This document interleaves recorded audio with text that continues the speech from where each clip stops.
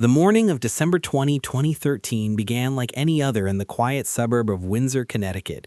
A light winter chill was in the air. At 8:23 a.m., Elaine Chikalos pulled her car into the driveway of her father's home at 52 Overlook Drive. The past month had been a period of deep grief for the Chikalos family. Elaine's mother, Rita, John's beloved wife of 59 years, had lost her battle with cancer just weeks earlier on November 21st. The family's first Thanksgiving without her had been a somber affair. John Chikalos, at 87 years old, was now navigating life as a widower. His four daughters, Elaine, Linda, Charlene, and Valerie, were naturally concerned for him. Though John was a man of formidable spirit, a self-made millionaire who still worked full-time in real estate development, the loss of his high school sweetheart was a profound blow. He and Rita had built an extraordinary life together, splitting their time between their Connecticut home and a sprawling 15,000-square-foot estate on 88 acres in West Chesterfield, New Hampshire. But since Rita's passing, the daughters had encouraged their father to stay closer to them in Connecticut, in the more modest 2,000-square-foot house on Overlook Drive that also served as his office. This particular morning, Elaine was performing a routine check-in. She expected to find her father having breakfast or perhaps already on the phone conducting business. There was no sense of foreboding as she stepped out of the car. The house was quiet. She entered, calling out for him. When she received no answer, she moved through the home towards his bedroom. What she discovered there would shatter the family's world a second time in a matter of weeks. John Chikalos was in his bed. He had been shot. The scene was one of brutal violence in the heart of a peaceful home. There was no sign of a struggle, no evidence of a break-in. The Windsor Police Department, upon arrival, immediately recognized the gravity of the situation and called in the Connecticut State Police Major Crime Squad. John Chikalos was far more than a wealthy murder victim. He was the embodiment of a generational success story rooted in resilience and family. Born in 1926, he came of age during World War II and answered the call to serve, enlisting in the U.S. Army where he trained as a paratrooper. He was deployed to the Philippines, participating in high-risk missions that demanded courage and calm under pressure. After the war, he utilized the GI Bill to pursue higher education, earning a Bachelor of Science in Textile Engineering from Bradford Durfee College of Technology in 1951. It was this technical foundation, combined with an innate entrepreneurial drive, that he parlayed into a tremendously successful career in real estate development. He and Rita, whom he married in 1954, settled in Windsor, Connecticut, raising their four daughters. John's work focused significantly on developing nursing homes and assisted living facilities in the Pioneer Valley of Massachusetts and Connecticut, poignant ventures given his later years. His business acumen led to the development of luxury condominiums as well, and through shrewd investments and development, he amassed a fortune estimated in the tens of millions of dollars.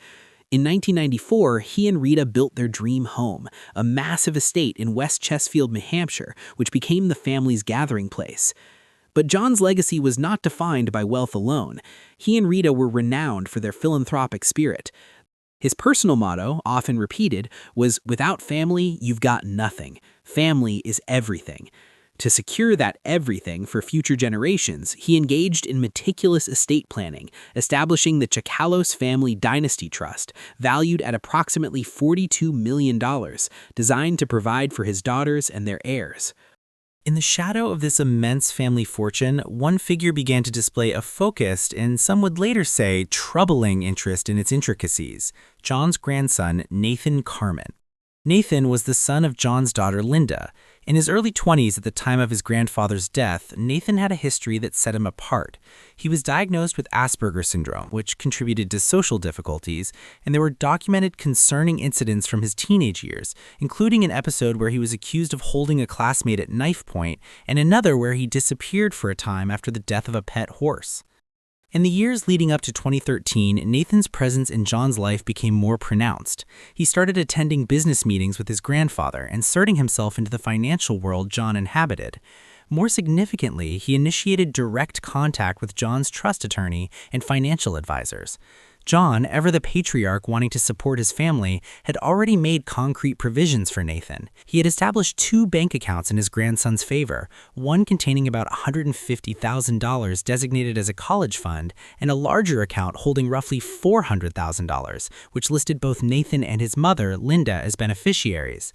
Furthermore, during 2012 and 2013, John had persuaded Linda to name Nathan as the beneficiary of her own substantial share of the dynasty trust, a move that would funnel millions directly to him upon her death. John also personally funded Nathan's life, purchasing a truck for him and paying for his apartment. This financial intertwining created a clear line from John's wealth to Nathan's future. However, Nathan's trajectory was unstable. He had graduated high school in 2012 but failed to complete his community college classes in 2013. As John navigated grief after Rita's passing, Nathan's increasing focus on the family's finances, against the backdrop of his personal struggles and the direct financial pipelines now established, positioned him uniquely and would later place him squarely at the center of the investigation into who benefited most from John Chikalis' death. The investigation into John Chikalis' murder immediately faced a critical puzzle: the entry. There was no shattered glass, no pried door, no forensic evidence suggesting a stranger had broken into the home at 52 Overlook Drive. This singular fact forced detectives to consider a limited pool of individuals whom John would have willingly allowed inside, especially late at night. Interviews with the family began to construct a timeline of John's final evening. It was established that he had shared a dinner that night with his grandson, Nathan Carmen. Nathan was one of the last known people to see John alive, departing the home around 8:30 p.m. on December 19th. What Nathan did after leaving became a subject of intense scrutiny and ultimately contained what investigators would label as critical inconsistencies. He claimed he returned to his rented apartment in Bloomfield, Connecticut, but his account of his movements between the late night of December 19th and the early morning of December 20th, the very window when the murder occurred, could not be verified and shifted under questioning. This gap in his alibi was a red flag. Meanwhile, the physical evidence from the scene offered another direct lead. The state medical examiner determined John had been shot 3 times, twice in the head and once in the chest, with what was identified as a .308 caliber class firearm. No murder weapon was found in the home. As detectives broadened their canvas, a crucial piece of information surfaced from a gun shop in Hooksett, New Hampshire. Records showed that on November 11, 2013, just weeks after Rita's death and only a month before the murder, Nathan Carmen had purchased a Sig Sauer 7.16 patrol rifle, chambered in .308 caliber. He had used a New Hampshire driver's license he'd recently obtained, listing his grandfather's West Chesterfield estate as his address, to make the $3,000 purchase. When initially interviewed by police, Nathan never volunteered that he owned this powerful rifle. When confronted with the evidence of the purchase, his explanation was that he had lost the weapon sometime prior. However, the case stalled. According to reports, the local district attorney's office believed they needed more tangible evidence, like the murder weapon itself or direct forensic testimony placing Nathan at the scene at the exact time, to secure a conviction. Without it, no arrest was made. The case grew cold, and Nathan, having received his $550,000 inheritance, moved to Vermont, leaving a grieving family and frustrated detectives behind with unanswered questions that festered for years. For 3 years, the murder of John Chikalis remained an open, haunting wound for the family, with Nathan Carmen living freely in Vermont. By the fall of 2016, a significant change had occurred in Nathan's circumstances. The $550,000 inheritance from his grandfather was nearly depleted. During this period of dwindling funds, Nathan rekindled a connection with his mother, Linda Carmen, through a shared interest in fishing.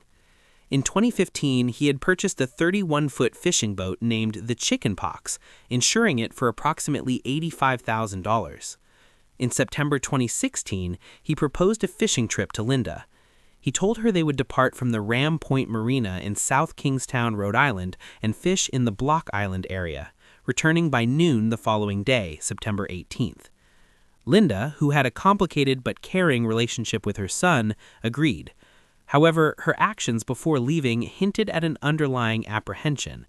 She informed her roommate they were trying a new spot about 20 miles offshore. More tellingly, she sent a final text message to a close friend that read, "Call me 12 noon if you don't hear from me." At approximately 11:13 p.m. on Saturday, September 17, 2016, Nathan and Linda set out on the chickenpox. The boat did not return as scheduled on Sunday. When Linda could not be reached, the U.S. Coast Guard launched a massive search and rescue operation spanning an area of ocean larger than the state of Georgia. For a week, they found nothing. Then, on September 25th, 8 days after departure, the crew of the commercial freighter Orient Lucky spotted a life raft adrift 100 nautical miles south of Martha's Vineyard, far from the stated fishing grounds. Inside was Nathan Carmen, alone. He was rescued, found to be in possession of food and water, and wearing a life vest. His mother, Linda, was nowhere to be found. Nathan's account to the Coast Guard was that the chickenpox had suddenly taken on water and sank in a matter of minutes. He claimed he had time to deploy the life raft and grab provisions, but could not locate his mother in the chaos. The Coast Guard noted they had received no distress call. With no sign of Linda after an exhaustive search, she was presumed lost at sea. The public tragedy of a son losing his mother at sea initially evoked sympathy for Nathan, who had now lost both his grandfather and his mother under tragic circumstances. But for investigators, and privately for his own family, the event triggered a profound and disturbing suspicion, connecting the two calamities separated by 3 years. The official search for Linda Carmen ended, but a more forensic investigation into the loss of the chickenpox was just beginning. The initial wave of public sympathy for Nathan began to erode as stark technical facts came to light. When Nathan filed an $85,000 insurance claim for the loss of his boat, the insurers, Boat US and later another company, conducted their own review. They swiftly denied his claim. Their official position was unequivocal. The sinking was not an accidental loss. They suspected deliberate wrongdoing. This denial triggered a deeper probe into the boat's condition prior to departure. What marine surveyors and later federal investigators discovered was damning. In the days leading up to the trip, Nathan Carmen had performed specific, irreversible modifications to the chickenpox. Most critically, he had removed the boat's trim tabs. These are metal plates on the stern that stabilize a vessel and improve its performance in the water. Their removal left 4 large holes in the transom, the boat's rear wall. Nathan's attempt to seal these holes was with a simple epoxy stick, a repair marine experts characterized as grossly inadequate for a vessel going offshore. Furthermore, he had removed 2 forward bulkheads. Bulkheads are interior vertical walls that are essential to a boat's structural integrity. They act as braces and create separate watertight compartments to slow flooding if the hole is breached. An attorney for Linda's family would later state these modifications had no rational basis unless the goal was to sink the vessel. Additionally, witnesses at the marina reported seeing Nathan conducting this work just hours before departure. Investigators also noted that Nathan had taken his home computer with him on the trip, a move they saw as an effort to prevent its examination if he did not return. When combined with Linda's uneasy pre-trip text, the location of Nathan's rescue far from the stated fishing grounds, and the lack of a distress call, a picture emerged that was starkly different from a tragic accident. It suggested preparation and premeditation. For Linda's 3 surviving sisters, this evidence was the final, horrifying piece. They became convinced the same hand that killed their father had now taken their sister. In July 2017, they made the agonizing decision to file a civil slayer petition in court, formally accusing Nathan of murdering both John Chakalos and Linda Carmen to inherit their wealth. The civil lawsuit filed by Linda Carmen's sisters opened a legal and investigative floodgate. For years, the Windsor police investigation into John Chakalos' murder had remained stalled, separate from the mysterious circumstances of Linda's disappearance. The Slayer petition, with its stark allegations connecting the two events, acted as a catalyst. It provided a formal, public framework for law enforcement agencies to consolidate their efforts. Investigators from Connecticut, Vermont, New Hampshire, Rhode Island, and federal authorities began weaving the threads of both cases into a single coherent narrative for the first time. Motive was no longer speculative. It was documented through financial records and estate planning documents. Nathan stood to gain roughly $7 million from his grandfather's trust upon his mother's passing. For years, Nathan had lived in Vermont, publicly maintaining his innocence. He gave interviews stating he loved his grandfather and that the boat sinking was a horrific accident. His father, Clark Carman, re-entered his life and defended him, publicly attributing Nathan's awkward statements and behaviors to his Asperger syndrome, not guilt. However, the legal pressure intensified. The civil case, though initially dismissed on a jurisdictional technicality, was refiled in Connecticut and slowly progressed. The breakthrough came on May 10, 2022. Acting on a federal indictment, agents arrested Nathan Carman at his home. The 8-count indictment was a strategic masterstroke in building a prosecutable case. While it charged Nathan with the murder of his mother, Linda, on the high seas, a federal crime, it did not charge him directly with John Chikalos' murder in state court. Instead, it charged him with multiple counts of fraud. The fraud allegations stated he had murdered John Chikalos to obtain the inheritance money, characterizing the homicide as a criminal scheme to defraud the estate. If convicted of his mother's murder, Nathan faced a mandatory sentence of life in prison. He pleaded not guilty to all charges. A judge, citing the severity of the allegations and the millions in potential motive, deemed him both a flight risk and a danger to the community, ordering him held without bail while he awaited a trial set for October 2023. Nathan Carman would never see the inside of a courtroom for his trial. For over a year, he sat in the Cheshire County Jail in Keene, New Hampshire, as his attorneys prepared his defense. He filed motions seeking to be released on bail, arguing he had deep ties to his community, had always appeared for previous court dates, and was not a danger. These motions were denied. On the night of June 14, 2023, jail staff conducted routine checks. At approximately 2:30 a.m. on June 15th, during a subsequent round, corrections officers found 29-year-old Nathan Carman unresponsive in his cell. He was alone. Emergency medical services were called, but he was pronounced dead at the scene. Officials stated his death was not considered suspicious, indicating no foul play was involved. He had left a note behind addressed to his legal team. One of his attorneys mentioned they had spoken with him just the day before, and that Nathan had seemed upbeat and confident about the upcoming trial, believing he would be acquitted. The official cause of death was later ruled a suicide. His death triggered an automatic vacating of the federal indictment, legally returning him to a state of presumed innocence as no verdict was ever reached. His funeral was held on June 22, 2023, in a nearly empty church in Waterbury, Connecticut. His attorneys, who had become his only consistent contacts, paid for the service and his burial. With his passing, the hope for definitive legal closure for the Chikalos and Carman families evaporated. The civil Slayer case, which sought to bar him from the inheritance, became moot.